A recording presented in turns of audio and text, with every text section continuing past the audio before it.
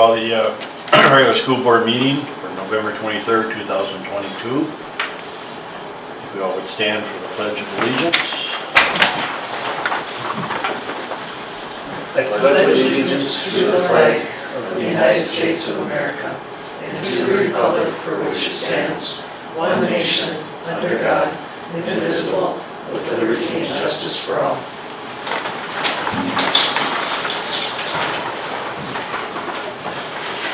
Next, I'd like to make a motion to approve the agenda. So moved. Support. So moved by Director Martin, second by Director McLaughlin. All in favor, say aye.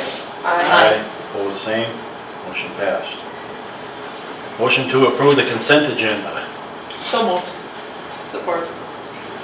Motion made to approve by Director Nyberg, second by Director Martin. All in favor, say aye. Aye. Opposed, same. Motion passed. Number 4 or 5, public comment. And we have none, Mr. Chair. What'd you call me? Mr. Chair. Hey, come on, get up a little bit. Levity, right? Next, we'd like to move on to Officer Joseph Casey and Officer Chris Halverson to discuss the school and give us an update on the school resource. Would you like to step to the microphone? It'll just be me. Halverson is tied up.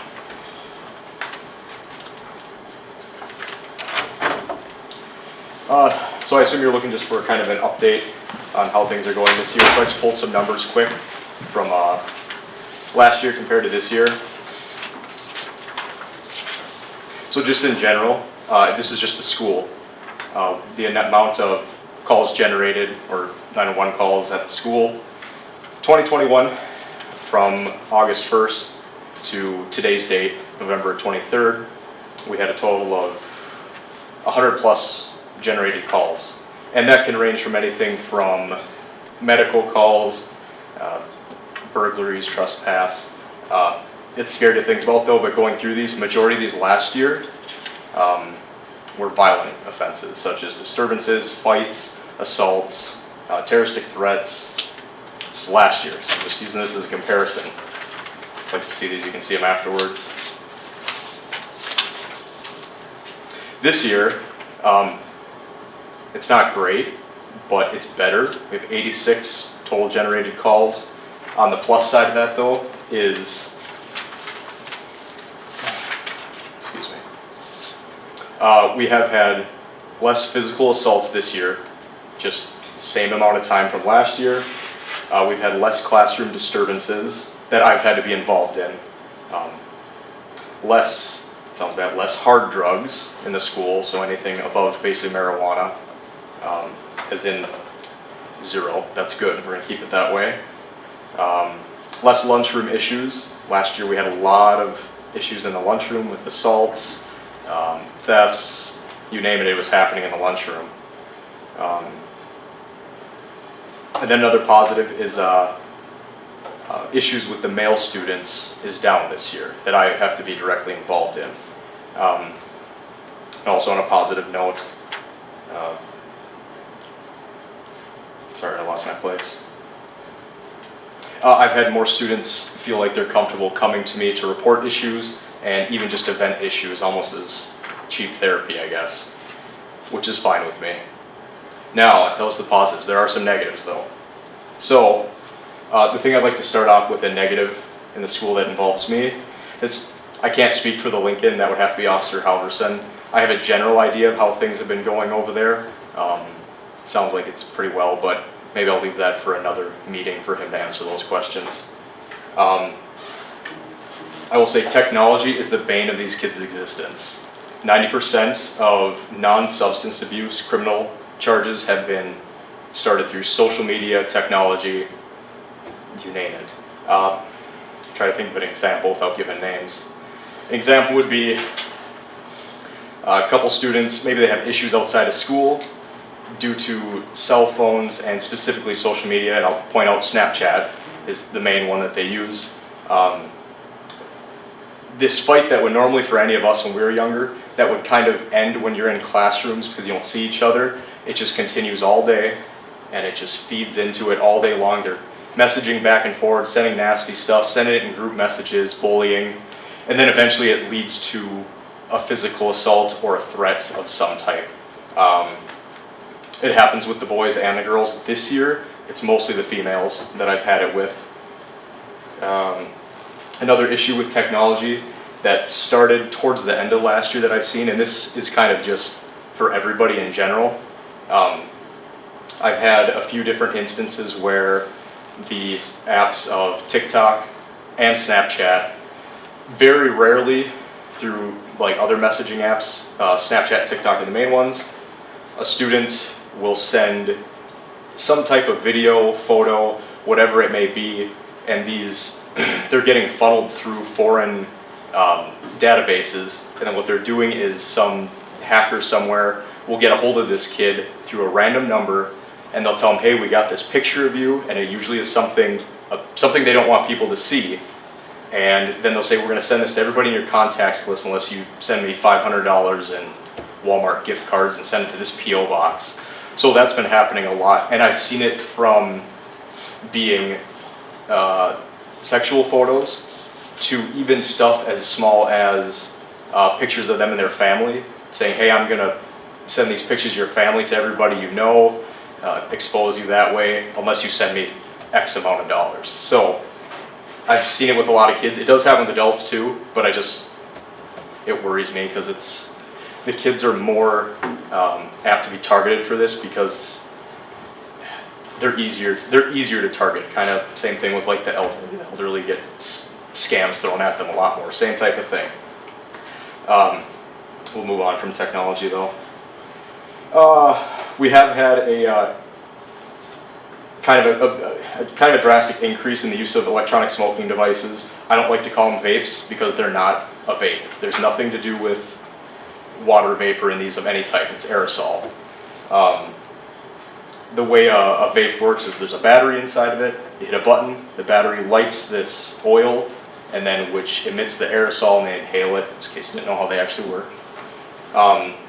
I've also seen an increase, including this week, with THC,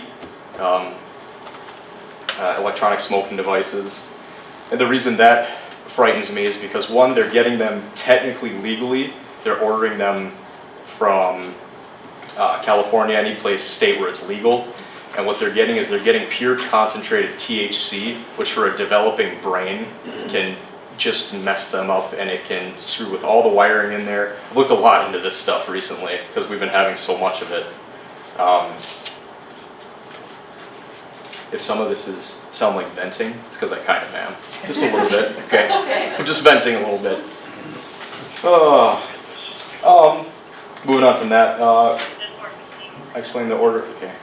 Tell them it's a felony. What's that? It's a felony. Oh yeah, I'm sorry. It is a felony for these students, and this is what got charged out today actually for one of them. It's a felony to possess the oily substance of THC, or an altered form of marijuana. In Minnesota, that's still part of our legislation. Hasn't been changed yet like it has in other states. So if these kids have this, they don't even notice they're committing felonies. What we have tried to do, me and Officer Halverson, is because most kids they're just naive to the fact and they don't know. They kind of lump it all in together. They know they're not supposed to have it. They don't know how much they're not supposed to have it. So I try to cut breaks with them. Maybe give just the possession charge of a petty misdemeanor. But when it's over and over, it's a whole other ballgame. Moving on from that, we had quite the increase in threat-related reports, especially among the female students. We had, oh man, I felt like this is all we were doing for the first month of school this year, was just students, the females threatening each other. I mean, almost everything could have qualified as a felony terroristic threat amongst at least a dozen different kids. Sometimes it's nice to just have the school, just delegate to the school for discipline rather than haul everybody off to juvie. I just wanted to report on that. Also an increase this year in harassment-related reports. I don't really know how to even explain it. Harassment is harassment. It could be, there's so many things. We could be here for a while explaining harassment. This is another one that has been kind of building throughout the years. Truancy has increased, and students are starting to, I'll leave that out for right now. I'm just going to omit that part. Honestly, truancy is on a rise, and if we ever have a time to discuss it later, I can go further into it. Another thing I've seen actually, unfortunately this year, is a lot of disrespect toward both the officer and the staff, and not just from students, from parents of students. It just happened a lot. I think maybe not a few of you. I've made a couple aware of an instance I had with a guardian from last week.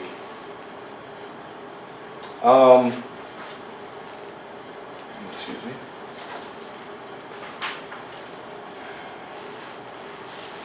Okay, so I know I'm just negative. I'm a cop. You got to deal with it.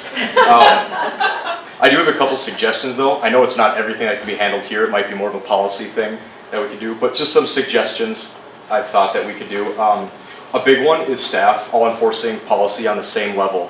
Something that we've noticed that will get students to end up, unfortunately, in my care, will be going into one class, having a certain set of rules, and then going to a different class where this teacher's maybe a little bit more strict because they're just following the policy, and then they refer, hey, so-and-so teacher's letting us do this, why don't you? And then it gets more amped up from there to the point where I have to get involved, calm down, sometimes trip to the hospital or even an arrest, where I feel if the staff was all just sticking to their policy, and I understand they're supposed to, I get that, we could maybe avoid some of those issues. Another one is, I don't know if anybody's ever heard of the gopher method that some schools have done. Okay, so the gopher method is during passing period, the teachers and staff, instead of just sitting in their office, their classroom and waiting for the next class to come in, they simply exit out of the classroom, even for 5 to 10 seconds with the students, and just stand in their doorway. And all it does is it shows a presence of adults being there. It doesn't have to be long, 5-10 seconds of them just standing there, saying hi, waving to some kids, reminding them that the teacher's there. Because I have seen when I walk the halls that sometimes there'll be a hall with no supervision whatsoever. And I hate to say it, but in the morning is the most common time that I will find on the main level. I'm the only adult standing there for 20 minutes probably. I don't know what changed, it wasn't like that last year, but I have noticed that this year. So anyway, here you go. If you want to find that one, that's called the gopher method. Why is it called that? What? Why is it called gopher? Because like a gopher pops out of a hole. Oh, okay. So it's just a teacher just poking their head out and just looking at them, just reminding the kids that they're there. So, and then the last suggestion I had before I end my long speech here is, this is a hard one, but I think a little bit more communication support from the school board, administration, staff, with social services, courts, and probation to try and help some of these kids that really need it. We're seeing that there's just a lot of discommunication, and I try to be the funnel for all that communication, but I can't keep track of every single student's personal probation, everything. So I think maybe maybe just a couple letters or something to the heads over there at social services, the county, just to be able to get some more of that information of whatever they can actually give you, just so teachers are aware who's on probation, who's not. That's my last suggestion. So. Can social services give that information out? Like there's certain information. Tell teachers that? Yeah, yep, to need to know stuff. They can't give every detail of like a case or anything, just like I can't either. But they there's, can say there's kid is on probation. On probation. Yep, with certain teaching staff, like the ones that are working closest with them. Okay. Yep. Well, I think the best news is that they're comfortable coming to you. Yeah. And so that presence is very positive, and I don't think we can, Keeps them busy. yeah. Yep. Like I said many times, sometimes it's just a couple of female students coming down and just wanting to vent a little bit. I don't know. I just listen. What are the threat-related reports? Like, So that an can, example. yeah, so that can vary from anything. A threat-related report would be, the most common one I get with students is they come in and say, oh, I'm getting messages that so-and-so says they're gonna jump me. That's the most common one I get. And now, I will tell you that this year, 100% of those threats have been empty threats, because I haven't had a single person follow through with any of those yet. But that's what that would be an example of a threat. For something to qualify as a terroristic threats or threats of violence, it would have to be something along the lines of, to meet the statute, I'm gonna see you at 3 o'clock tomorrow and beat your head in with a baseball bat. So yeah, That that's would on, be- that's on recording, that's great. That would be more. That's an example of a terroristic threat. Where the law would It's a very- be involved. Yeah, very direct. That's a good point though. So that's where I would have some grounds to work with. But if it's stuff that's really vague like that, it's more of a handled within the school. But I still like to know about all of it too, so I can keep track on what's going on with them. So is there a method that you and high school principals and the resource officer work together, talk, discuss, have forums? It's probably not as much me, but yes, I mean, Ms. Sikora, Mr. Snyder, and Officer Casey are basically joined at the hip. All day, every day. Yeah. Yep. I couldn't do my job without Officer Casey, and he's also part of our student support team, which acts as our crisis team. So he will come in and give us any, like, much needed information of things that have happened at home that maybe we didn't know about, or things that he can share with our crisis team. And then, yeah, like Mr. Eldridge said, we are together all the time, figuring things out and working on projects and solutions for kids. But the kids trust him, and they will go to him with information, and so that's been really great. Sometimes. No, Sometimes. we figure it out. Just for some context, you know, we have what, about 1,000 students in this building, give or take? Is it a small percentage that are repeat, I don't want to say violators, but repeat? Depends what we're talking about. So if we go to vaping, it's not a small percentage. That's a large percentage of the. I'd say probably about 50 to 60% of the student body has at least tried it once or actively uses it, including athletes, unfortunately. But when we're talking about like the violent offenses or even thefts and burglaries, it is, yes, it's about, I'd say maybe 20 students total that are, most of these problems are coming through. It's the same with the population in Hibbing though. We have 16,000 people in Hibbing. I'll honestly tell you that maybe 100 people in town are people that are bad people that we deal with all the time. Sorry, misunderstood people that we deal with all the time. Busy. I have a quick question. You said a lot of your offenses had happened in the lunchroom. Is that a change at all with allowing the other kids both off the property for lunch? I'll be clear, first lunch, junior high lunch, is where we have most of our issues. Many times many times second lunch with the older kids, a lot of times I don't even need to be down there. Yep. But first lunch I try to be there, bounce between the cafeteria and the gym where the two lunches take place. And now the principals, we are in the lunch area, so Chad Snyder and I cover lunches every single day. But it's improved this year, the lunch. Yes, I would say, just me personally, I would say it's because there's more staff in there this year. There were days that we had plenty of staff in there last year, but there would also be days where it was down to, unfortunately, mostly Mr. Hintz. Yeah. So yeah, I was gonna say Many having a times. principal there is a big deal. Mhm. Yeah, principals. Yep. So one of the things you said that kind of resonated is that in today's world, right, the conversation, the communication just keeps going because they've got cell phones, right? Yeah. Do we allow cell phones? It happens Well, we do. after school, so yes, every kid pretty much has a cell phone. Yeah. 7th and 8th graders are not supposed to have them at all during the day, except at lunch they can have it and before and after school. Otherwise it's supposed to be off and in their locker. So, and then the older kids, it's teacher discretion. So if teachers want to take them away, or say you can't bring them to class, that's up to them. And if they misbehave, the parents have to come get it in the office at the end of the day. But what Officer Casey is trying to say is a lot of it's outside of school. Parents will be waiting for me at the door saying, how come you didn't take care of this bullying situation? So, well, what happened? Well, my daughter was Snapchatted by someone in Chisholm at 3 in the morning. Like, I can't fix that. I can't monitor what happens outside of school during the night when we're not here, and certainly not students from Chisholm. So, but that kind of stuff happens all of the time, daily, every single day.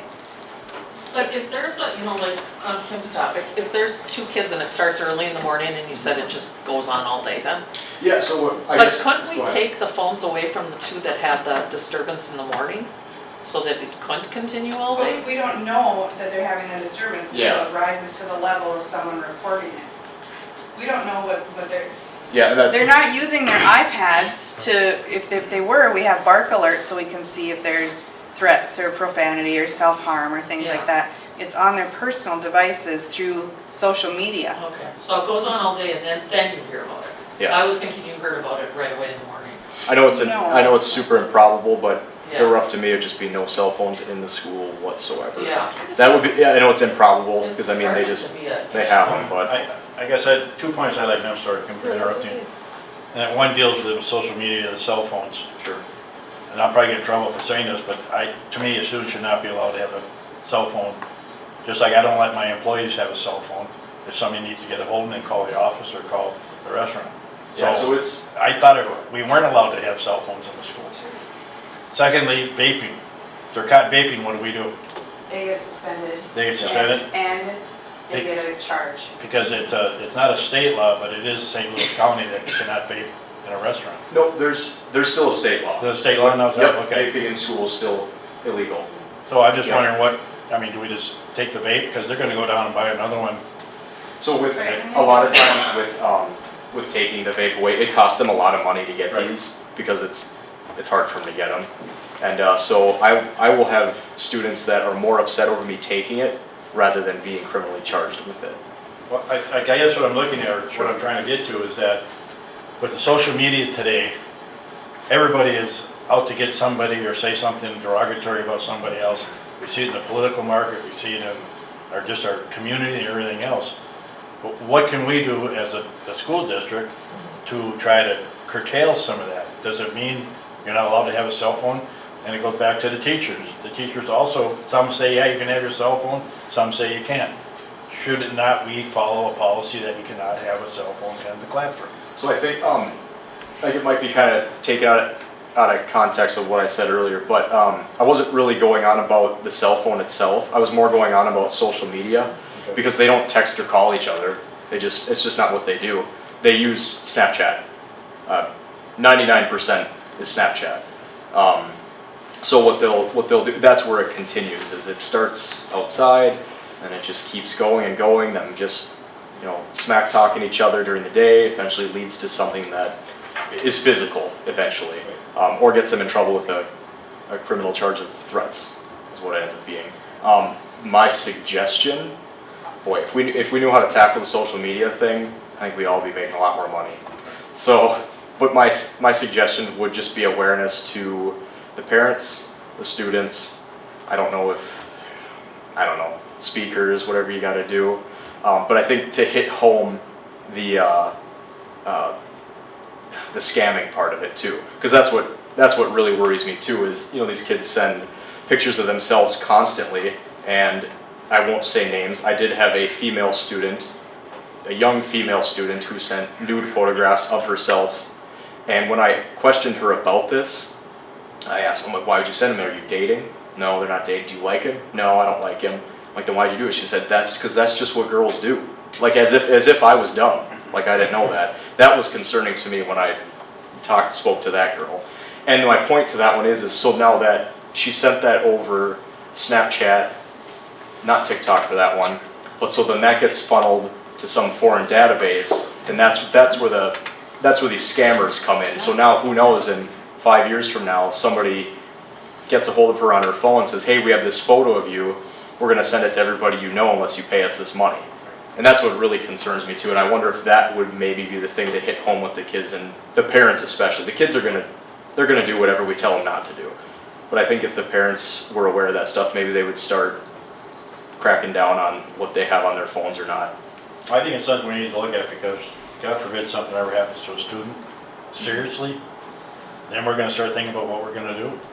I mean, this is something that the board has to take a look at and decide, with the cooperation of the faculty, the parents, and even the students, how are you gonna tackle this and what are you gonna do to correct it?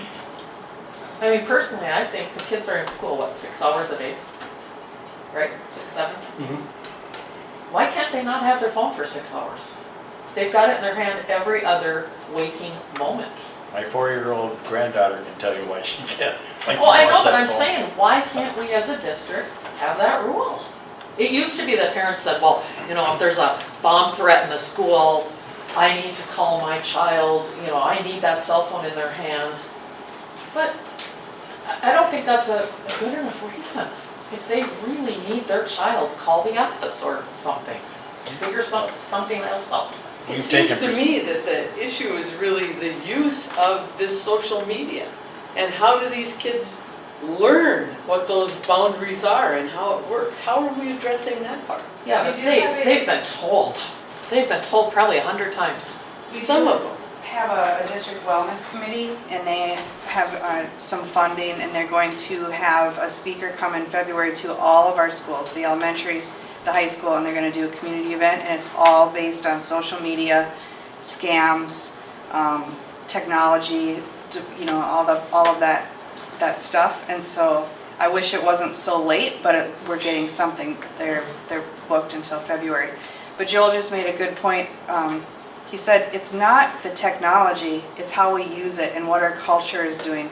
Because I don't bully people using my phone, but I have my phone all the time and I use it for good. Well, and that's We why use it, we and that's what always- we have to teach our Yeah. teach our children how to use Oh, it you said that. appropriately, You're when not to gonna put get it through away, But when you're to not use gonna it. get through to a lot of kids. Yeah, we can teach them all we want. And Kathy, the other problem honestly is that, let's say an argument happens at the school during the day, in person, right? Yeah. Not with technology, but just a regular, argument, right? Well, the difference that Officer Casey is bringing up is that after the school bell rings and the kid is out of the building, Yeah. at which point we can't take their cell phones away. Oh, That's when it escalates. okay. That's when the Snapchat, and it's going on Yeah. all night long, Well, of course. through to the morning. I know that. Right, so Yes. we could take them away for the 6 hours during the school, but I'm not even convinced that that would have much of an impact. Be a nice Because break for them though. And that's It's, what we've you know- had. So this is the first year that we've said that there's teacher discretion. So the other years that I was here, it was no cell phones, but it was a losing battle. It's overwhelming how many parents and kids, they shove it down their pants, in their bras, and they bring it to class. It's, at what point are you gonna? And at the same time, you can't blame it on the kids. There are a lot of parents that don't monitor. There's a lot of parents who do not care about their kid's cell phone. Like, I need to get a hold of my kid. Well, you don't need to in school, like you said, but some parents have that viewpoint. I know. So I think another thing you should look at is educating parents. I've never heard about the TikTok scams. And I know my child's on TikTok, so that's something I will be talking to my kid about tonight. Yeah, I would advise, Obviously, they're sending the nude photos after school, not during school. Correct? You take them at night and then send them during the day. Oh, okay. So there I needs think to we be- had one last year where it was in school. Yeah. They said in I the suppose they bathroom. would go in the I bathroom, recall, right? I'd have to look into that though. Yeah. I don't remember. Unreal. It's a huge problem, and it's also the bullying online, the texting between the kids that cause suicides. You hate to say it, but some kid gets so bullied using this, the next thing you know, they take their life. Yeah, having said that, there is a small light in the whole thing is when we do have stuff like this, and I always suggest to them to just block whoever they're talking about. There's actually one student that, this was actually 2 years ago, that I had a ticket for him that was gonna be a disorderly conduct ticket. And what I did is I took the ticket and I put it in my drawer, and I told him that if he can delete all the social media off his phone, he can still call and text people, that's fine, he use the internet. But if he gets rid of social media, and if I'm gonna talk to his parents, if he does it for a month, and then comes back to me, I'll just rip this ticket up. If I hear he's back on it for any reason, then it's gonna get sent down to the county. So he did it, as far as I know, and I kept in touch with his parents just to check in on it. And when he came back, he actually never even went back. That's He awesome. was off of Facebook, he was off Snapchat, everything, and said he never wanted to even go back. So I did, I ripped that ticket up for him. Well, that's maturity. Good Yeah, job. that's maturity. I just feel, I'm kind of with you, Kathy. I mean, if we've got the policy for 7th and 8th graders that the phones have to be off and in their lockers, I mean, why can't that extend through our school? It's just a learning, I think, distraction. Can I say something to that? I mean, I think, Mrs. Sikora has done a lot of work with their staff, they've met and they've talked about this. If the board is supportive that just no cell phones, maybe, Ms. Sikora, you bring that back to your staff and have that conversation, because I don't want to undermine our Right, teachers because either. we but- had, for the handbook policies and handbook update, we had an admin meeting, we had student council meeting, we had meetings with other students, we had a teacher committee come together. And some teachers, when we met for the whole day talking about cell phone usage and what we wanted to do, some teachers had really good arguments and points to make about how they do use phones in their classrooms, as long as they're using it appropriately, you know, looking up things or whatever they needed to do on their phones for it. And so their points were valid, so they came to a consensus that it would be teacher discretion for the 9th through 12th grade, because they have their phones, it's a part of life. Being in school, it's a safe place to teach them how to use them appropriately. And they still have that discretion. If they're being inappropriate on it, the teacher can still take it away or say you cannot have a phone in this class, no matter what grade you're in. And that I was- think it would be good for them, you know, for staff to know that that the board would be supportive of no phones. If they That ever, might if change they ever their, wanted that to. might change their conversation a little bit, and their, you know, maybe they felt that, you know. Yes, and then it's the enforcement, like going back to what Officer Casey said, that if teachers enforced every policy the way it's written and how we talked about it, that would go a long way, because that's for every. Well, if we really want the teachers to enforce a certain way, we have to enforce the teachers to enforce, right?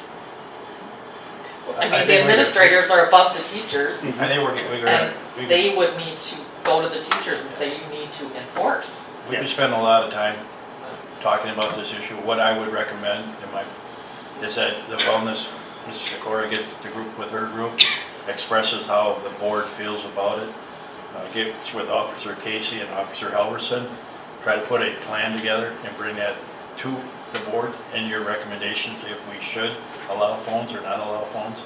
If we do, how those phones are going to be used, then we can go from there. I just think we need it, like Ms. Nyberg said, we need to follow our policy. That's what it's written for. And we can't have one or two individuals decide, well, we're going to do it this way while everybody else is doing it this way. So we either need to follow our policy and follow it to the letter, or make recommendations how we can improve it or change it to make it adaptable to what we have today. I mean, the old days, we went out in the playground, took care of everything. We don't do that anymore, so. I think, you know, my daughter's a teacher here, as you know. She told me she has no problem with cell phones, none at all. So she's probably not much of an enforcer, because she said she doesn't have any problem in her class with cell phones ever. She's never had a problem, and so she said, why can't they have them? You know, that's her attitude. But she's that extreme, and then there's other teachers that want to enforce and follow the policy, you know what I mean? And I'm thinking if we did go to no cell phones, I see by the look on your face, Renee, that you think it would be an administrative nightmare. Well, it was. I mean, it's. I mean, if we went to no cell phones, I feel like that's, If everyone was on board with it, yeah. but that's the thing, like, all the staff would have to be on board, but Joel has made this point in meetings too before, if you take away the cell phone, they find another way to bully each other. They're gonna use their iPads They'll on use their their Google iPads. Docs, or just, it's kind of like, Whack-a-mole. yes, exactly. You It's take what? away, whack-a-mole. Whack-a-mole. Like, when we found Instagram accounts that kids were making a couple years ago, Officer Casey and I put on a live, what do we call that? Google Meets for every classroom, and we, kind of zoomed into every classroom and at the same time and talked about these Instagram accounts, and they came down because they knew that Did they? they did. And then last year, Yik Yak came back.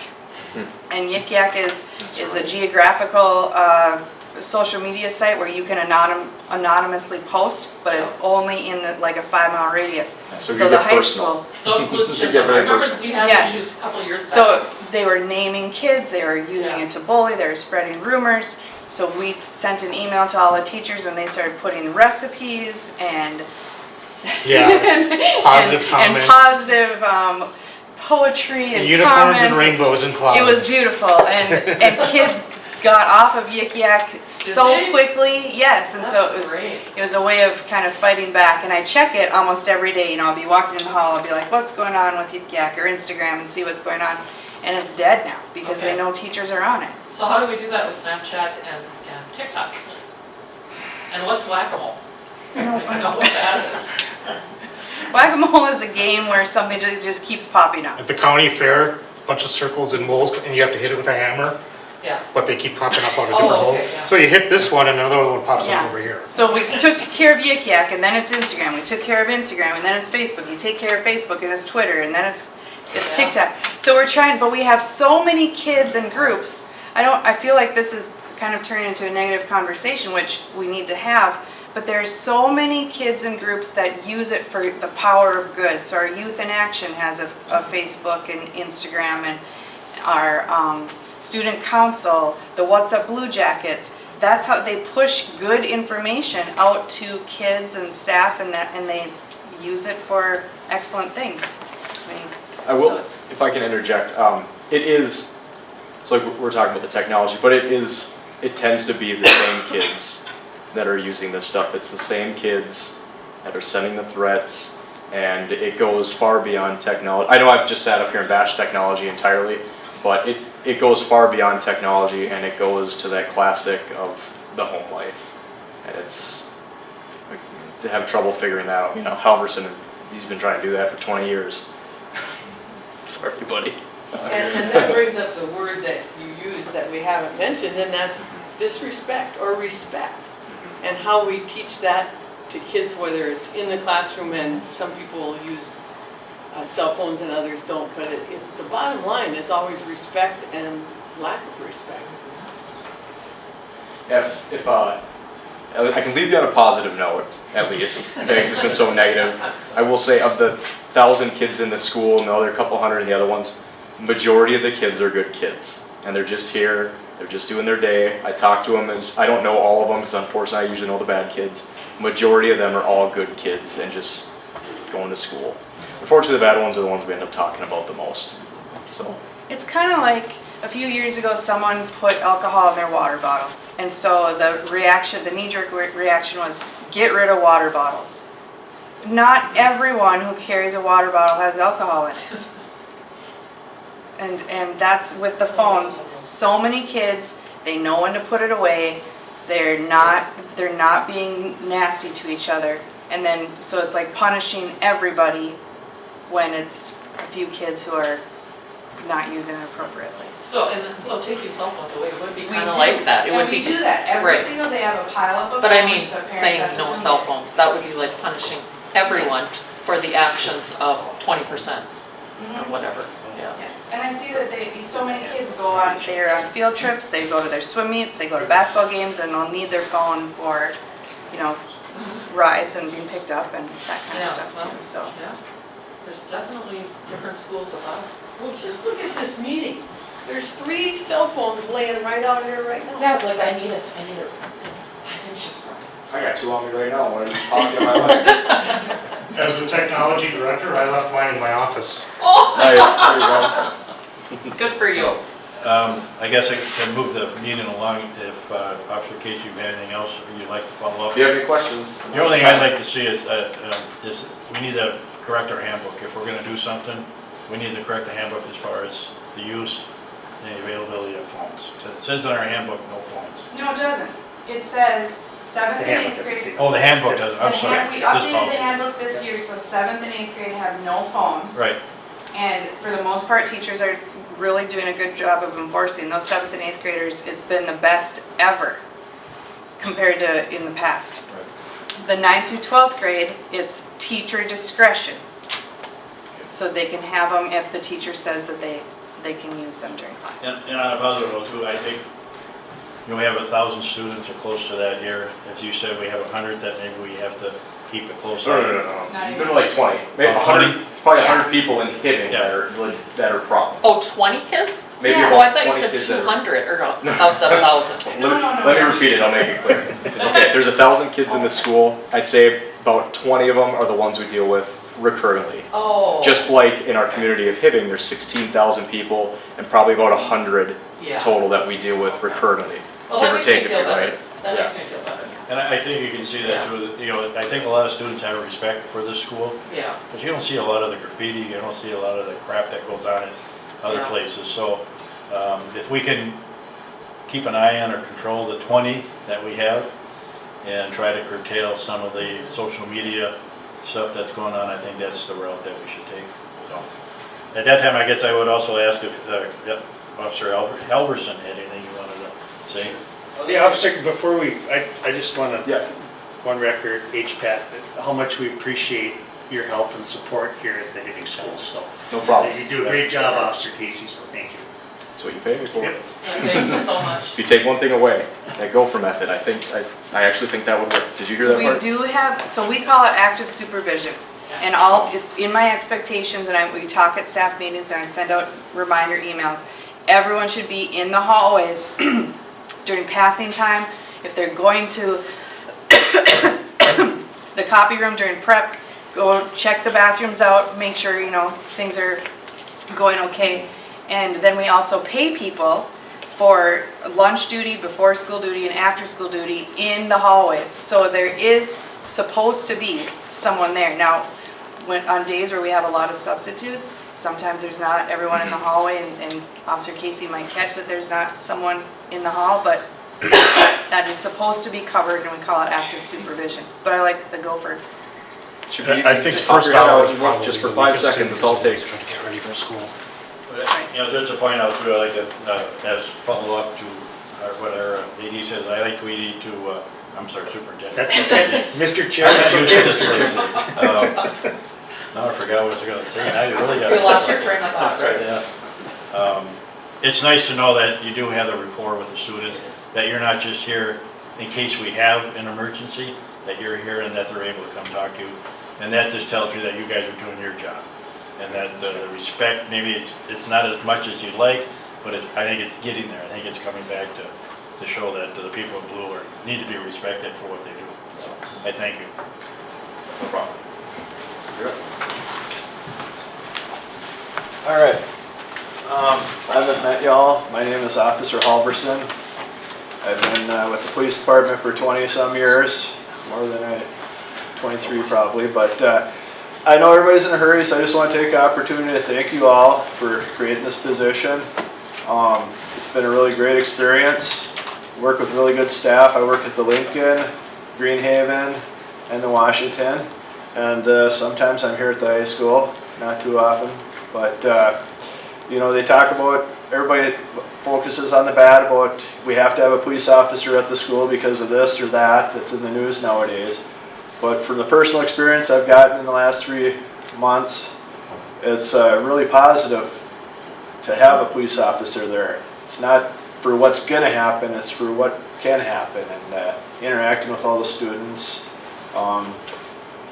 My day, I usually start at one school and try to be there at the beginning and the end of the day and during lunch, but I make it a point at least once, usually twice a day, to make it to all 3 schools. Touch base with the principal, walk around, make sure the buildings are secure, touch base with the staff. There's usually students that are really happy to see me, and I'm able to jump on anything that pops up before they have to get to the point where it becomes a crisis. There are a few crises, and I'm able to help the staff with that. But it's been a really good experience. It's going really good. They have really good staffs at the schools. I just want to take this time to thank the school board and the superintendent. And if you guys have any questions, I know y'all want to get home. Get on the Do you road. go to all 3 schools every day? I do. You do? I try to, like, originally they wanted me at this school 3 days, this school 1 day, and this Yeah. school 1 day. But whatever school, I try to get the one school at parent drop off, pick up and drop off, and at lunch. And then the other time I try to get to the other 2 schools. Yeah. So unless something comes up, like yesterday I had a thing where I was dealing with a student for a while. On a normal day, I'll usually get there about twice a day to each school. I try to get there in the morning just to make sure everything is running smooth and that the buildings are secure. Just touch base with the staff. I usually go over all the ICRs from the night before to make sure that if there were any incidents where a student was involved, I can't tell the staff the details, but I kind of try to touch base with them to make them aware that just keep an eye on this student because something happened last night that they might need to, that they might be having a bad day. So if something that's comes great. up. I didn't know that. Obviously with, data practice, I can't get into specifics with them, but sometimes it creates an opening for the teacher. If they see the kids sad, they're able to talk to them. And because teachers will share, or students will share a lot more with teachers than they would with me. And I'm limited in what I can do as far as limited in that. So, but yeah, it's been, so far it seems to be working really good. I try to keep on top of stuff, but 3 schools, fortunately they're smaller schools than Officer Casey, and I don't have a lot of the issues he does. The bullying and the social media is pretty limited with us, and it's usually just maybe somebody calling somebody names, but usually it's issues at home that I deal with more so than issues at school. So you check with every door to every school every day, I try to. to all those 3 schools? every Well, day? they're small schools. I know, but you do that. I try I'm to. very happy yes. about that. I mean, I've been thinking. the about that. staff also does, so it's kind of redundant, Yeah, but yeah. the more people checking, the better, right? Right. So, We do that here too. 48 doors here. It's not 48 enough. doors in this building? On the outside of the building. Yeah. Yeah, there's more inside. Oh, I'm sure. A lot of hiding places. Outside of the school, yeah. Yeah. All the ones that somebody could walk in You from. check them every day? Mostly every day. Some days I'm pretty busy and I don't Yeah. get to, but I try All of to. them were locked at 3:30 today. and we have really good custodial staff that keep on top of that and the building maintenance and that, so.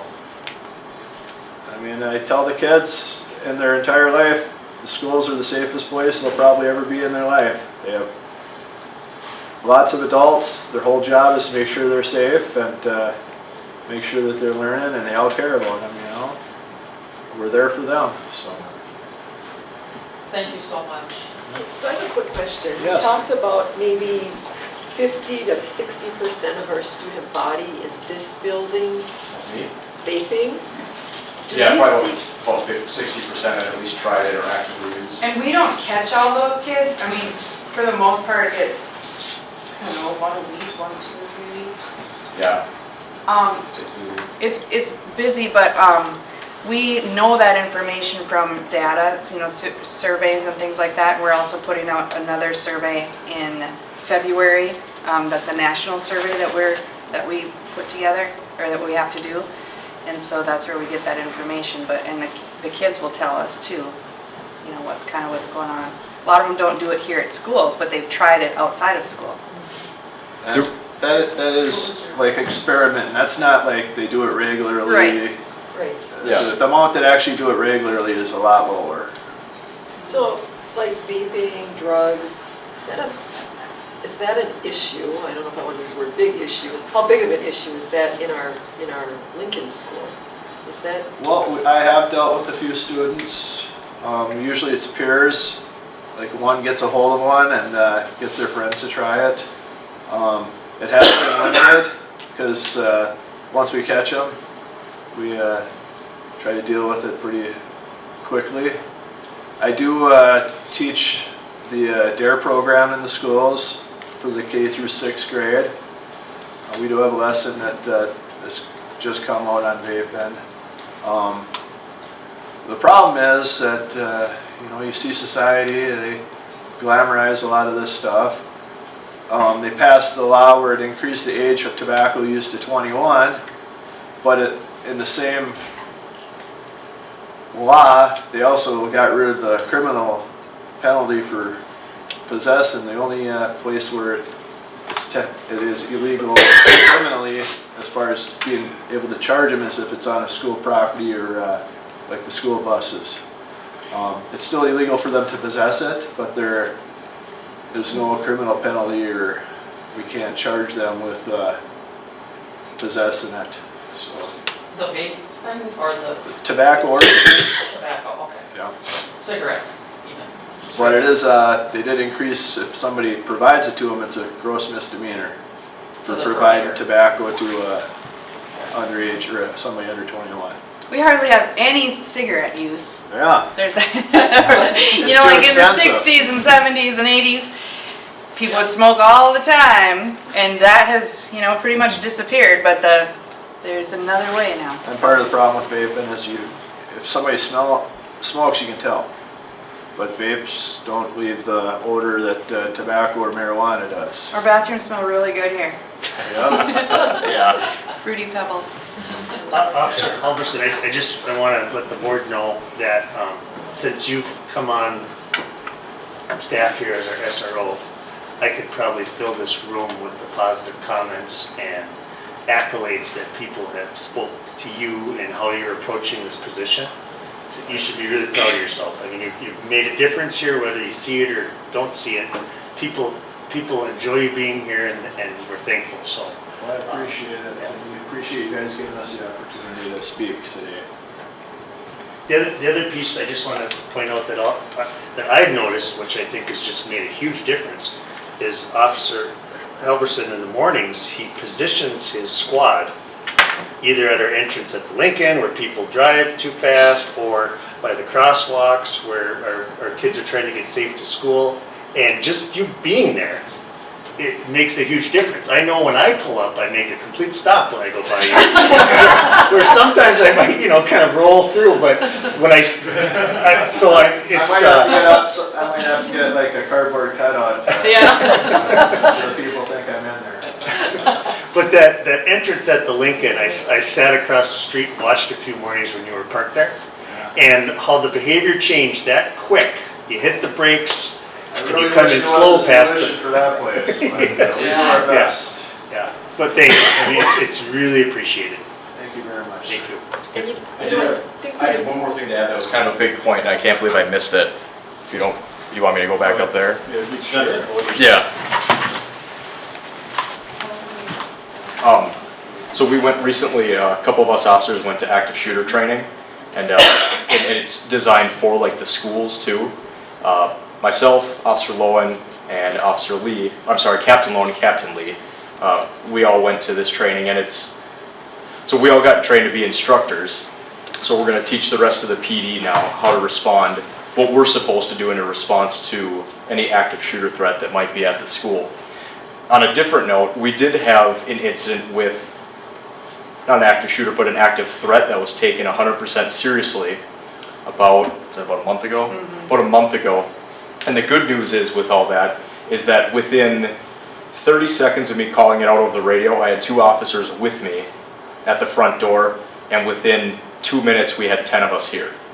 So I just wanted to pass that on, that if something happens, the response time is going to be pretty quick.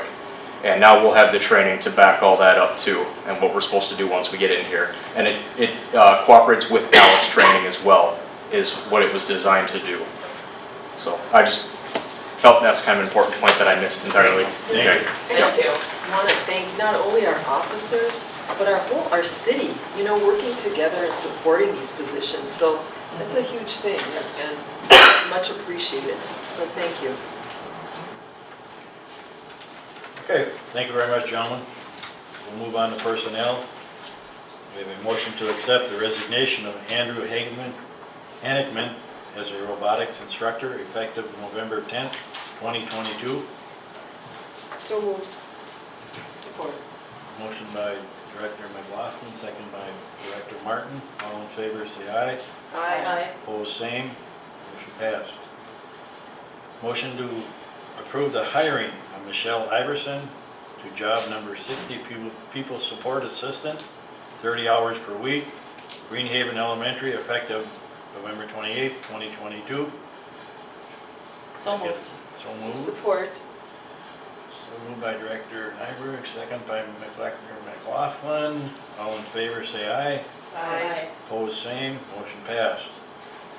Motion to approve the hiring of Stephanie Wesley as a 1.0 FTE special education teacher, district-wide, effective January 3rd, 2023 contingent upon receiving licensure from Minnesota PLSB. Is there a motion?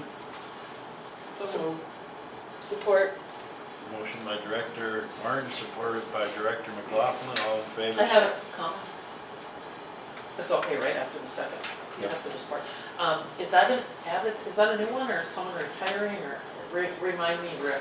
What's that? So what this is this is a position that we've had posted probably for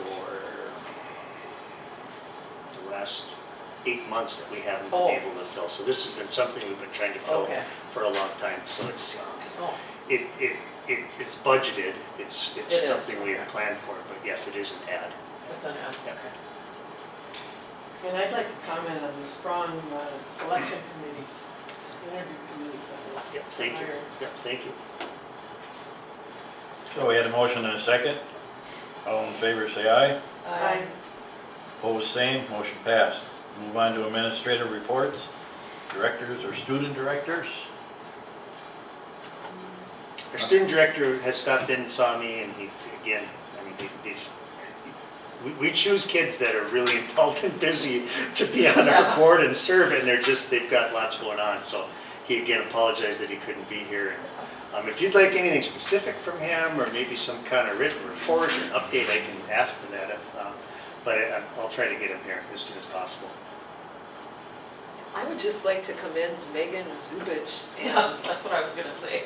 everybody that made the play Elves possible. It was absolutely amazing, and I think the turnout was phenomenal. So kudos to everybody that made it happen. We have a lot of talented people in our district. Also, kudos to the band last night.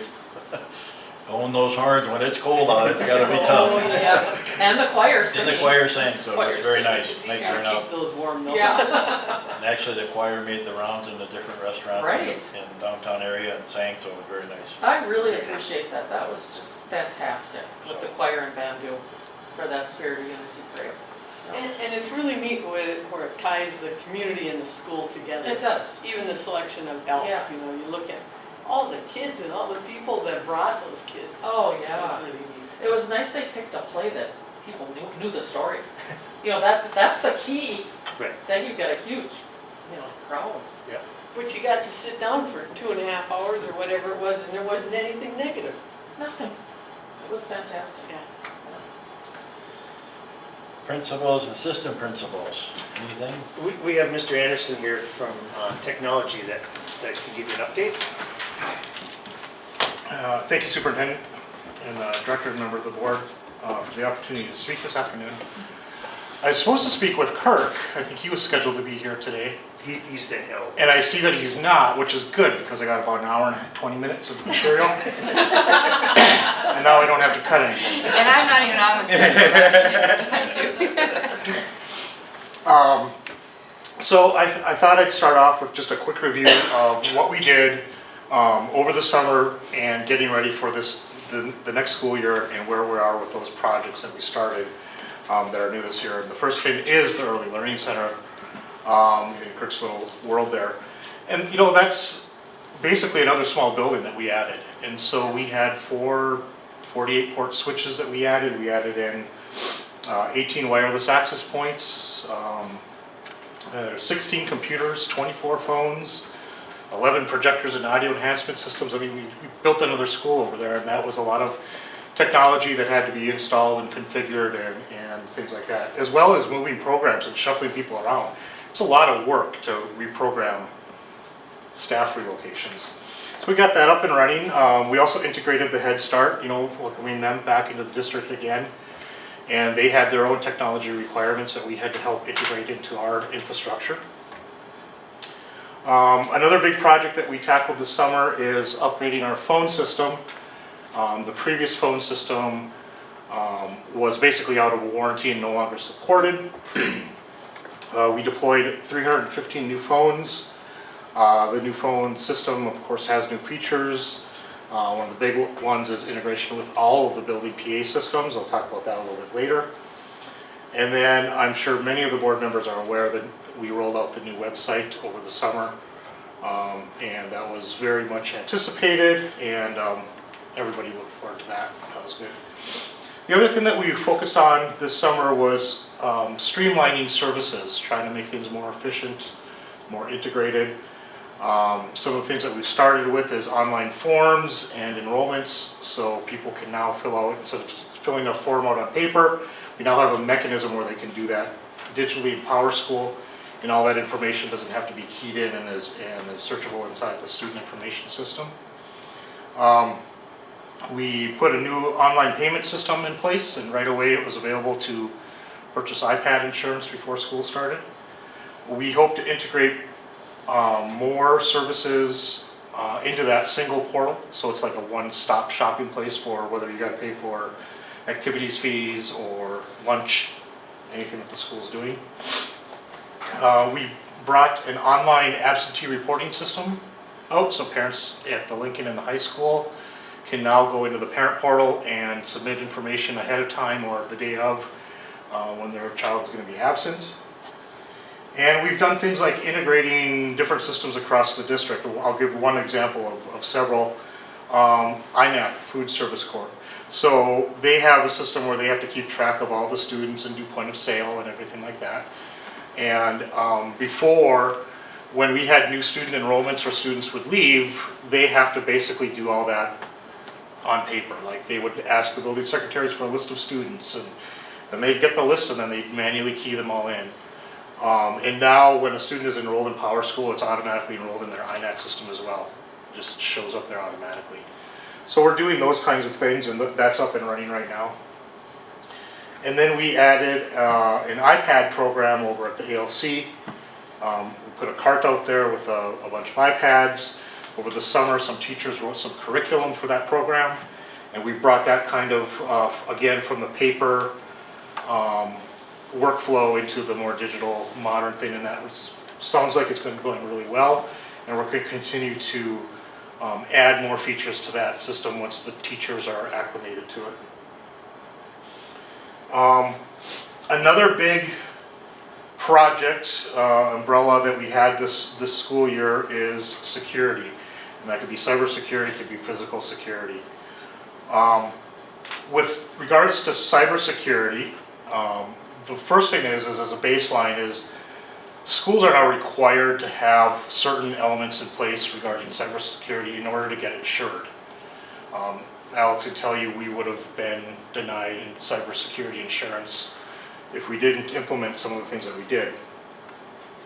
So cybersecurity systems, they are not popular because they're not convenient, it takes more time, but it's very much needed. There's been several school districts up in the Arrowhead region that have had ransomware attacks. They typically have to close school down for at least a day, if not, some have been closed for multiple days a week. And I have heard rumors of a 6-figure payout. I don't know if people keep that close to the chest, but that's what I've heard. So the first thing that we did for cybersecurity is when school started, we did what's called a blind phishing test. So a phishing test is when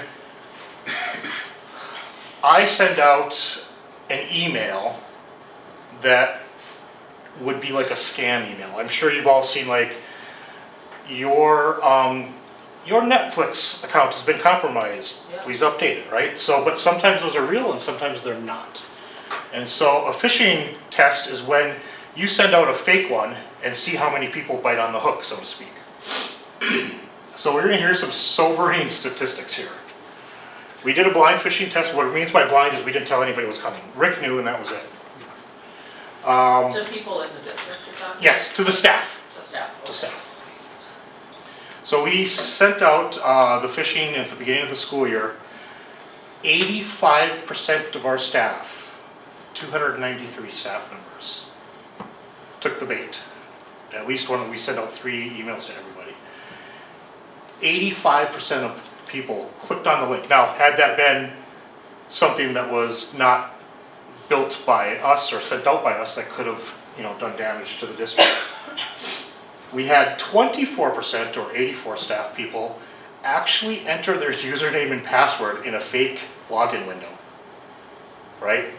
If that had been a real scam, they would have had those staff members' accounts. So this, in that scam, it didn't even, I don't think it looked real. It was sent from Lisa Johansson, lisa.hr@adp.payday.com. That's who sent the email. And the attachment was sign into Google to update this employee salary ranges. And we had 84 people of our staff clicked the link, it took them to a window, it looks like they're logging into Google, and they entered in their username and password. The only thing is, if they had looked up at the address bar, they would have seen it wasn't google.com. Okay, and what did it say, to update salary ranges? Yep. So they, what they were, why 85% took it is because they saw salary ranges, Well, right? 24% people of Of that one. 85% But what was the clicked the link, 85? but Who took 20 the bait, what was the bait you put out there that the 85% took? The 85%, one, I used the example actually, your Netflix password needs to be reset. You use There, that, you there, use that? yep, there was one that your Walmart delivery has been delayed, that was very popular amongst our staff. Really? Yep. And then the third one was the one that I just mentioned, the spreadsheet. Wasn't there a Pizza Hut coupon too?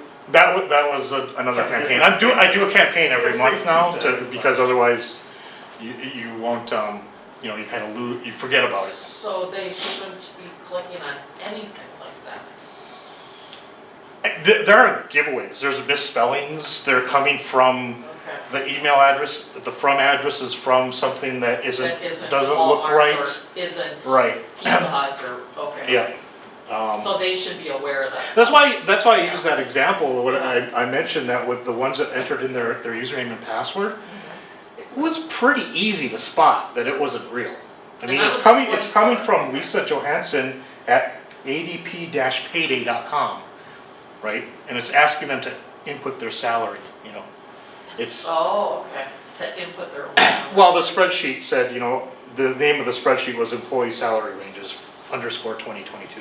And can I just add, Joel, we've never asked staff to input their salary. Right. in a Right, document. exactly, right, This isn't right. like some trick like they do Right. every Right, fall. I could have made it look like it came from Rick, Yeah. and I could have put a title on that of a spreadsheet that we've used in the district before. Uh-huh. I didn't. This was, you know, you only have to be a little bit self-aware to see And this is it. school email. Yes. So they entered their, so in other words, if it was a real scammer, they could, with their username and password, Right, so now, Whatever. now they know that username and password is a legitimate username and they and could password at get Hibbing into Public Schools. all the data in the Whatever that Hibbing username and password district, has whatever a access to. teacher can get into, Yep. they could get into. Yep. Okay, Or, because we had principals do it, yeah, I'm not mentioning names, it's Yeah. kind of like Officer Casey. yeah. We had principals do it. Yeah. We had people in the business office do it. We had people in the business office do it, right? Okay. So access to all the payroll, Oh, yeah. right? So, Oh, so God. even though, so a lot of people complain about this, but this is really illustrative of why it's important and why insurance companies are requiring it. So now for some good news. This program that we purchased, in addition to the phishing scams that it can do, it offers training. And they're little 5-minute videos that you watch, and each video, you know, about once a month has a different topic. And at the end of the video, it asks some questions and sees if you paid attention in the video. And so every month I do another phishing scam, like I did that blind one. So that first phishing scam, we had 85% hit rate. The second month that I did it, it went down to 21%. Okay. And the next one that we did, it went down to 4%. Okay. So that's some good news, That's great news. right? And that's why we do it, but when you hear staff complain about, why do I have to, like, you know, do this training? Why are we doing phishing tests? Why do we do two-factor authentication? These are the reasons I told you up front. Without it is the reason that we do it. So I just mentioned another one, two-factor authentication. We turned that on for all of our staff this year. Two-factor authentication means you not only need your username and your password, but you need to have another thing to authenticate that you are, like another device or something like that. So now in that case, if we had that person that went to that site, entered in their username and their password, because we've turned on two-factor authentication, if that was a real thing, and by the way, that has happened here. I did a phishing test, but it has really happened with a non-phishing test here. But now, because we've enabled two-factor authentication, that username and password is a lot less effective. Because now you have to enter in the username and the password, and you have to say, yep, that is me on a trusted device. So if I'm logging onto my computer, I'm entering my username and password, you might get a code on your phone that says enter in this code. Or you might get a prompt on your phone that says, yes, this is me. So you need more than just the username and password. You also need the other device. And that's going right now. Yes, So now, we turned that on in September. And what's that called? we have, it's called two-factor authentication, multi-factor authentication. Okay. And in addition to cybersecurity, I also did a little bit of help with some physical security. I mentioned earlier that we got a new phone system. We integrated each building's PA system with the phone system, so now there's a button on every phone in the building that says PA. So if you have an incident that requires, us to lock down, you can hit that PA button. Any phone, hit that PA button, and anyone can give an update of what's happening in the building. So that's something that we added at every building this summer with the new phone system. Some of the things that we'll be working on this year, or that we're working on currently, we're going to add some additional features to our key card entry system. So when a door is left ajar, we're going to be able to send a notification to the secretaries and principals that, door 37 is open. And then we're going to also allow the building staff to grant extra hours of staff that wants to come in on a weekend or in the evening. Instead of having to go through Tyler's office, we're going to make that happen in the building office. We're also looking at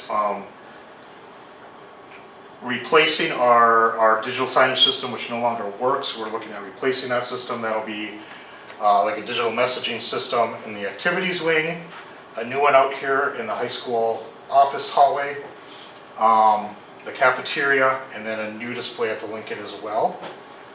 And then we're just going to continue working on streamlining processes and integrating systems. We'll bring more forms online, online enrollment, so that when a new family wants to enroll into the Hibbing School District, they can do that all online. It sends information to the building office, and they can get that going. And account provisioning. That's really all I had prepared for tonight. Does anybody have anything they want to ask me about? No, but I'll comment, you've done a lot of work, thank you. Thank you. Yeah. It feels like it. Can I ask something quick?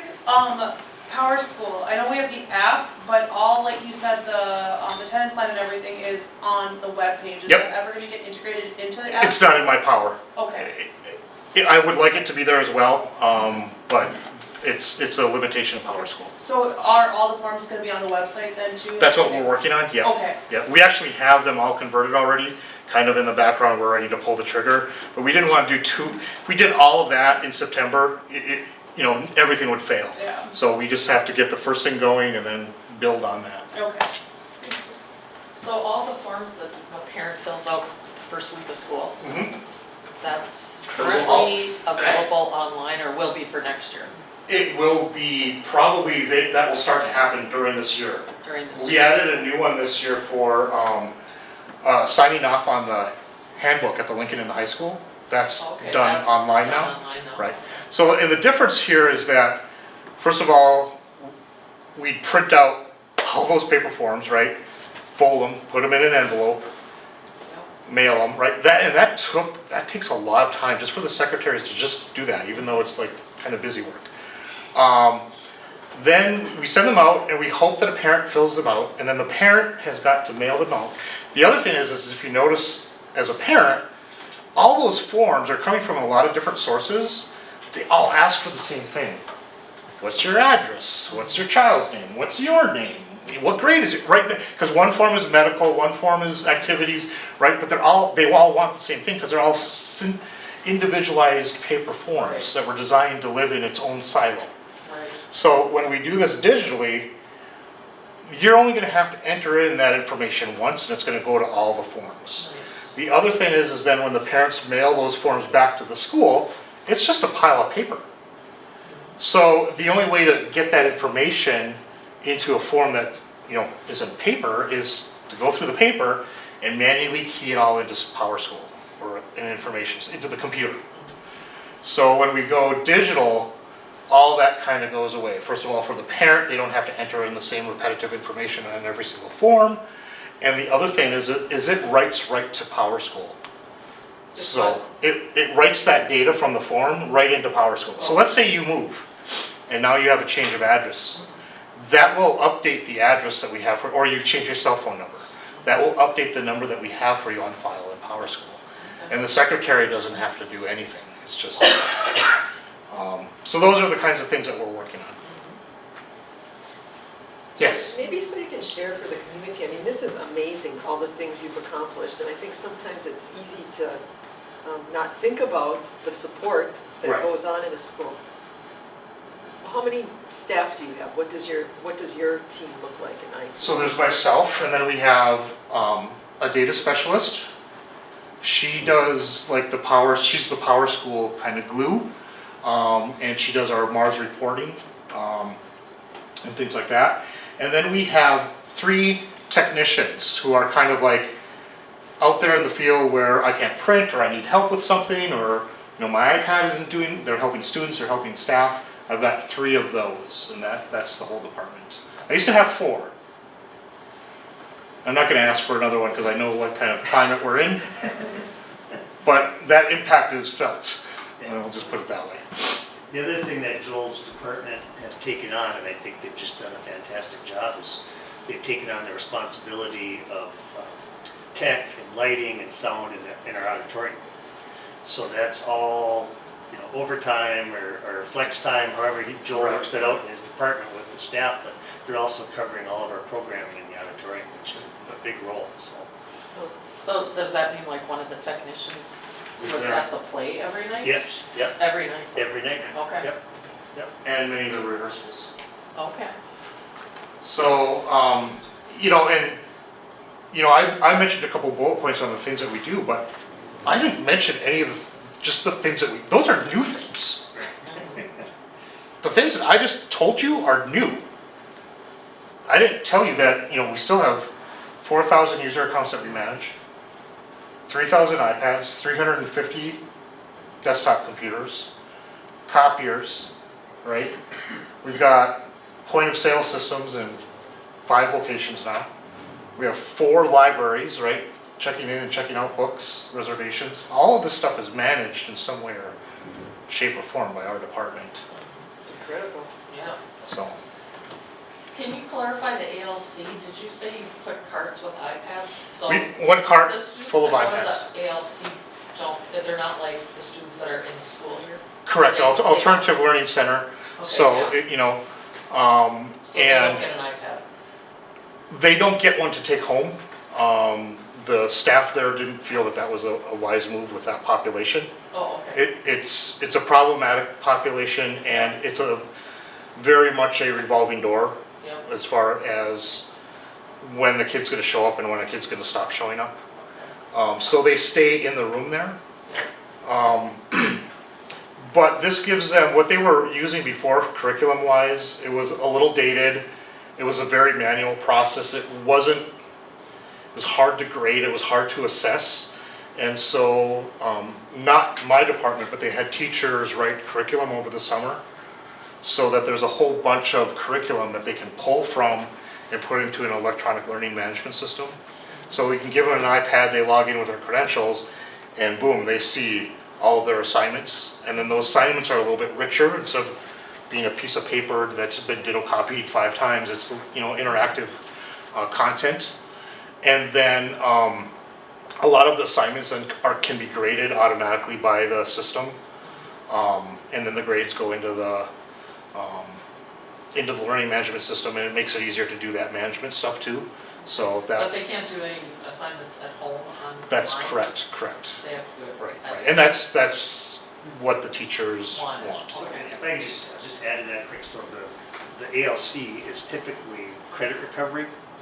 Yeah. So there are kids that are behind and They're they repeating need an extra something. English credit Yeah. or something. Yeah. And by state statute, that's a seat time based program, A what? a seat time based. So it's like you count the hours that you're in the chair at the ALC to make progress towards achieving that credit. So it was paper pencil, right? You sit down, you do it, and this is modernizing that Right. that system, but it still needs to, we still need to have Have them out there kids doing in the it. chairs Okay. to get the credit, so. Yeah.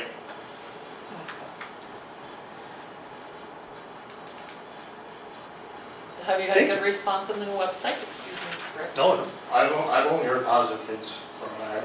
Usually I would hear negative comments Yeah. whenever we, change is I tough. haven't been on it a lot, so I I- don't have any. The big changes with that, it's a modern design, it's a modern look, and the biggest thing is that whether you're looking at it on a phone or whether you're looking at it on a desktop computer, whatever size screen you're at, it adjusts automatically so that the content is still readable. Oh, nice. It allows you to see every school very well too, so you can see the staff individualized throughout the school, you can see the high school's calendar, you can look into the AD's office and stuff like that too, so it's very well. Yeah, and I also took the opportunity, I created on the parent pages, I call it the parent guide, but it's like a linear step of like, if I was a new parent in the district, what are all the things that I have to do, right? So the first one is about enrollment, and then, just down all the steps, whether that's, reading the handbook, where do I find the handbooks, right? So it's like, here's how you read them, here's where you find them, Yeah. here's how you say that, here's how you sign off that you said you've read it, how I get iPad insurance, how I use the web store, how do I find out the card catalogs and what books kids can read for AR points. And it kind of just is like a guide that just starts at the top and walks a parent down through all that kind of stuff. So in addition to having the new site that looks nice and has the modern features, we also took that opportunity to add some Yeah, new content that is helpful. sounds user friendly, right? Yep. I just had something I was gonna ask. I can't remember. Lost my train of thought. With that, have a happy Thanksgiving. Thank you. Thank you. Oh, I just remembered, can I ask it real quick? Sure. Okay, so just to clarify in my mind, is Power School the parent, that's what parents should be worried about, right? Power School. Well, Or, I mean, is that the parent portal? Is that? that is the parent portal, right? So if Power School. parents are talking to teachers, they go into Power School to like message a teacher or, Messaging is something different, so Oh. I'll explain it. okay, So Power School is what's called a student information system. yeah, It has an entry point for all the different constituents. So there's an entry point for an administrator. They see, reports on attendance and grades and Yeah. discipline files. There's an interface for the medical staff, so they can log vaccinations and medications. There is an interface for students, so they can see their assignments and their grades and their attendance. okay, There is an interface for parents where they can see the forms, the online payments, they can see grades, attendance, they can submit things. That's the parent portal that you're talking about. And then there's an interface for teachers where they do like grades and create Okay. assignments. great, So it's kind of like the core great, data, like it holds grades, attendance, medical information, discipline logs, tons Yeah. and tons of student related stuff. They've got And it everything- presents that information to all the different people in different ways. Okay, And then for communications, we have a different platform for that. That's Parent Square.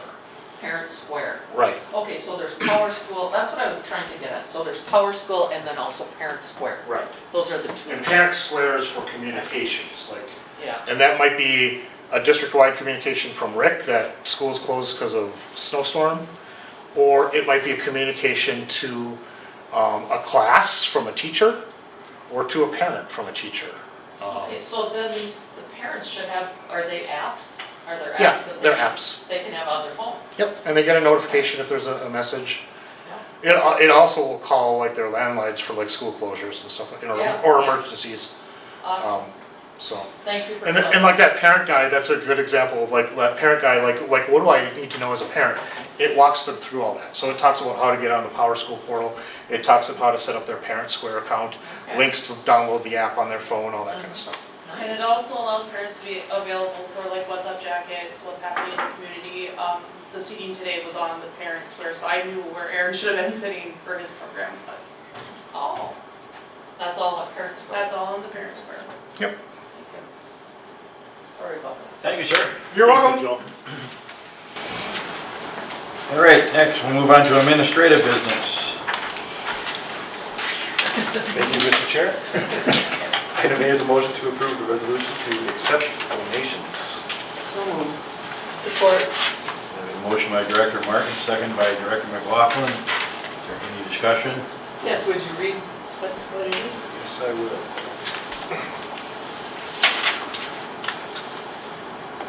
This is accepting a $3,522 donation from the Minnesota Historical Society to support the Hibbing High School Library mural.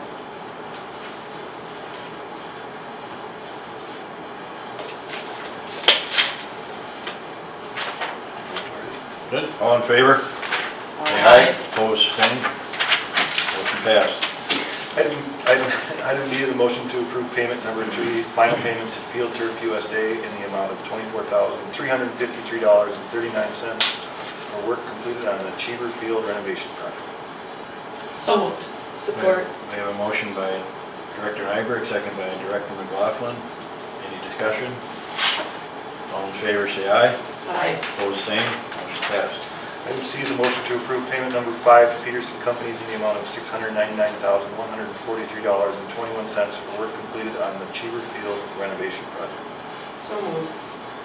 Support. Motion by Director Martin, second by Director McLaughlin. Any discussion? All in favor, say aye. Aye. Opposed, same. Motion passed. Item D is a motion to approve payment number 6 to Peterson Companies in the amount of $120,801.19 for work completed on the Cheever Field renovation project. Motion So moved. Support.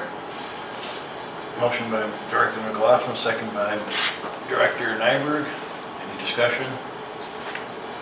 None heard, all in favor say aye.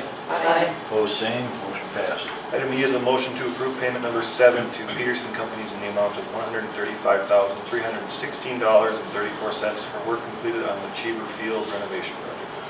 So moved. Support. Motion by Director Martin, supported by Director Nyberg. Any discussion? How many more payments are there? 136,661.63. One more. Thank you. So is that one? What's that? Is that one payment more? It's probably 1 or 2, depending on what they do with the repayment. And that would be in the spring, or is that going to be now? I thought they were done now, but They're done, and Tyler's done his final walkthrough and checklist with them. That all happened before the snow fell.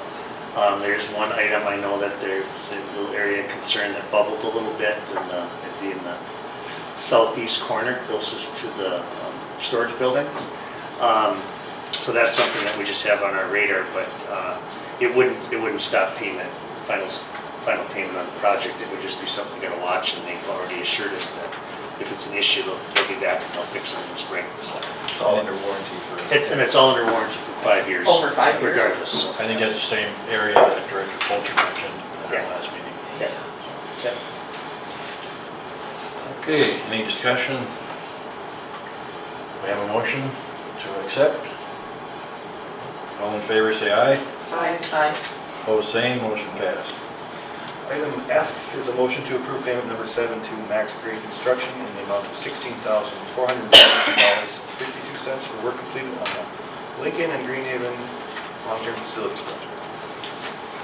So moved. Motion by Director Martin, second by the chair. Any discussion?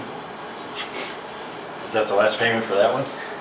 No, there's They just keep That's on for the coming. bathrooms, correct? bathrooms and doors. $56,335.17. Thank you. Good one. Great. All in favor, say aye. Aye. Opposed, same, motion passed. Alex, that's kind of nice. She's, She's kind of checks your, As long as that $5 goes under the table. every time. He had to get me a pencil, I ran out Yeah. of ink, so I owe him. Item G is a motion to approve the application for cooperative sponsorship of boys and girls golf between Hibbing Public Schools and Chisholm Public Schools beginning with the 2022-2023 school year. Motion?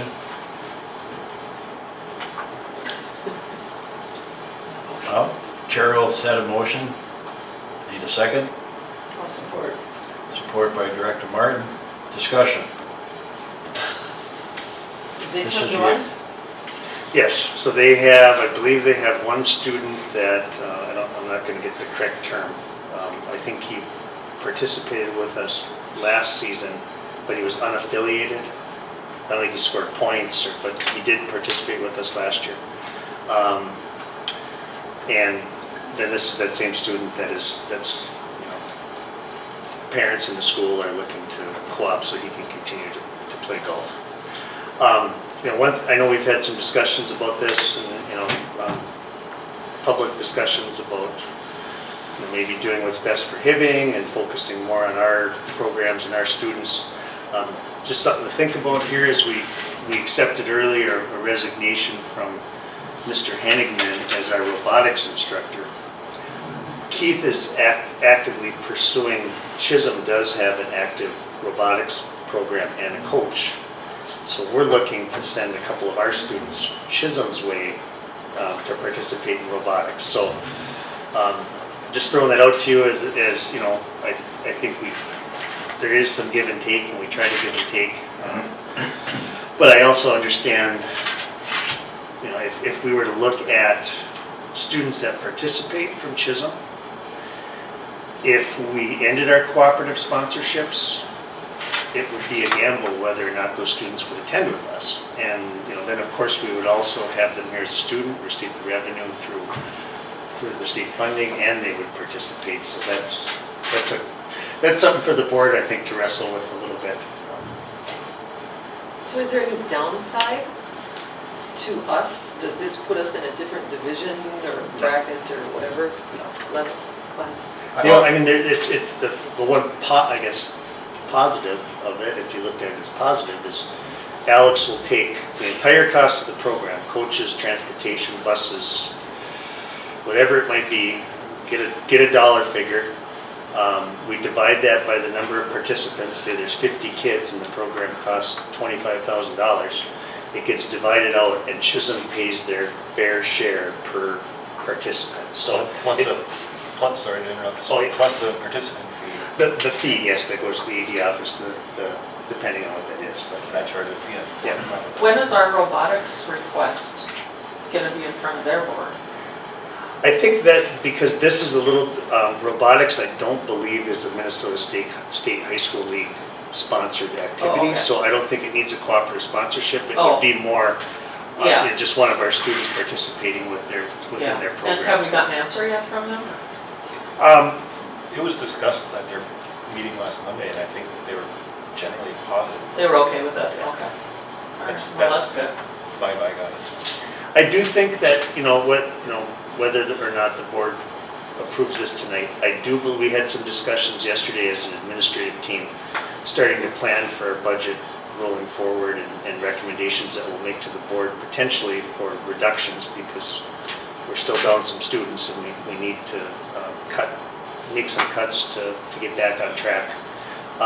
Part of that is I kind of tasked Mr. Turner just to look at our overall programs, come back with some recommendations about these cooperative sponsorships and see, if it's truly in our best interest financially to continue with all of our cooperative sponsorships. So I think he's going to be coming soon with a recommendation to the board of what he thinks is best for our programs and maintaining some fiscal responsibility on top of it. So you're asking us to wait and see what his recommendation is and before we vote on that, or because of the discussions we've had in our last few meetings, Yeah. I think the feeling for most of the board members are that we're done being cooperative sure. with the programs. Yep. And we'll have to do that with a yay or nay, so, because we have a motion and a second. I think regardless of what happens with your decision with this program today, I think Keith is going to come back in the early spring with a recommendation on all cooperative sponsorships, including sponsorships with charity that we have with wrestling and just in general, all of our cooperative sponsorships. So do we have, there's other sports in the spring that we have cooperative agreements in place currently, do you think? I guess I don't know when boys and girls soccer occurs. If either of those occur in the spring, then yes, but I think that would be the only one. Soccer's in the fall. We've already dissolved the tennis one, right? Correct. Yep. That would be spring. Baseball, no. Softball, no. Track, no. What else am I missing in the spring? Golf, yes. Alex, do you think that these cooperative sponsorships are costing our district much money? Doesn't sound like they are. In the example of the golf, it's not going to cost the program any more money. I don't So it's not really costing our district more money. It's actually going to be savings, right? Because we'd run the same program without their pro rata share. Yes. Yeah. It's the student's responsibility to get here to practice and to get here to catch the bus. Yeah. So it's not like we're, running transport to Yeah. pick one student up. We might, if we're heading that direction, we might stop and get them rather than, Yeah. but I mean, I know I've expressed frustration with Chisholm because of their lack of cooperation, but I hate to take it out on a golfer. I don't want to take it out on a Chisholm student. I just wish they would be more cooperative with us. But we did talk about having maybe a meeting together. That might help a lot. I don't know. And I was going to suggest that rather than like do something kind of in a quick and knee-jerk reaction Yeah. for one program, since we're midway through the year just about, would we be better off just ratifying this and then Yeah. have conversation as a board more holistically at a higher level once we get Keith's recommendations, and then if there's other things To consider, yeah, and my frustration with their lack of cooperation was a shock to the board member I spoke to. Right. She didn't know there was any lack of cooperation, so I think I'd like to reevaluate the whole situation by maybe meeting with them. I'm not sure what the legal way to do it, but I would like to pull this for further discussion after we get our report from our athletic director to see what sports we do want to co-op and which sports we don't. I think we had till spring, so it's not like it's something that has to be done right now. I think Or they have- Mr. Turner was going to be here tonight, but we're playing our first boys home game. I think it's a home game with Grand Rapids, a hockey game tonight, so he couldn't be here.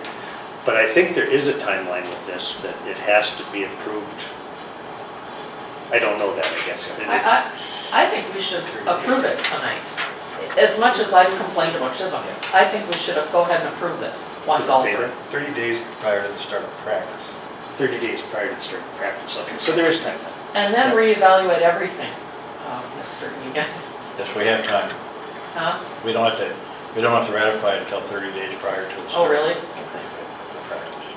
But it is for this school year. It is, this coming spring, yeah. And what if if we put it on hold, what if the golfer decides to go with Rockbridge then, which I guess is fine. I don't know. and this is kind of digressing but related, and after hearing from our SROs, it sure would be nice to have a conversation with the Chisholm School Board It would. It would. for lots of reasons. Well, we have a motion on the floor. It's been seconded. Do we have a motion? Yes, Who made the motion? Let's see. I did. Mark Oh, you seconded. did? Yes. Oh, and you seconded it, yeah. So we need to vote, or Okay. a yea or nay. All those in favor say aye. Aye. Opposed, same. Aye. Motion passed. Item H is a motion to nominate Director Bolger for a 2-year term on the Range Association of Municipalities and School Board of Directors. So moved. Support. Motion by Director McLaughlin, second by Director Martin. Any discussion? None heard, all in favor say aye. Aye. Opposed, same. Motion passed. Item I is a motion to hold the regular school board meeting at 4:00 PM and the truth and taxation meeting at 6:00 PM on December 7th, 2022. So moved. Support. Motion by Director Nyberg, second by Director Martin. Any discussion? None heard, all in favor say aye. Opposed, same. Motion passed. Item J is a motion to cancel the optional school board meeting for December 21st, 2022. So moved. Support. Motion by Director McLaughlin, second by Director Martin. Any discussion? Yes. Do we have a date set for our audit? We don't have a date yet.